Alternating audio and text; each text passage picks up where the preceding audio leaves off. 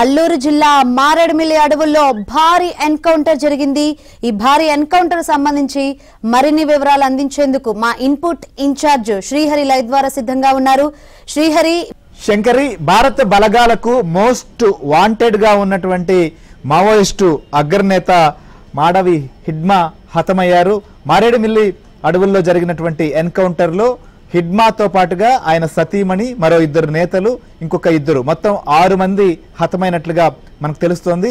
So Andhra Pradesh intelligence chief లడ్డా, అలానే మరో 2 అధికారుల నేతృత్వంలో సాగినటువంటి ఈ సర్చ్ ఆపరేషన్ లో వీరందరూ కూడా హతమైనటువంటి సమాచారం అందుతోంది. సో ముఖ్యంగా ఆపరేషన్ కగార్ మొదలైనప్పటి నుంచి మొత్తం మావోయిస్టు నేతలు కావచ్చు, మావోయిస్టులు కూడా తుడిచిపెట్టుకుపోతున్న పరిస్థితి మనం చూస్తున్నాం. సో ప్రధానంగా చూసినప్పుడు ఇటు ఛత్తీస్గఢ్ కానీ, ఆంధ్రప్రదేశ్ ఏఓబి బార్డర్ కావచ్చు, అట్లని తెలంగాణ ఆంధ్రప్రదేశ్ బార్డర్స్, మహారాష్ట్రలో ఉన్నటువంటి కొన్ని ప్రాంతాలు, ఇవన్నీ కూడా మావోయిస్టులకు అత్యంత పట్టున్నటువంటి ప్రాంతాలు. ఇక్కడి నుంచే వారి యొక్క కార్యకలాపాలు సాగుతూ వచ్చాయి.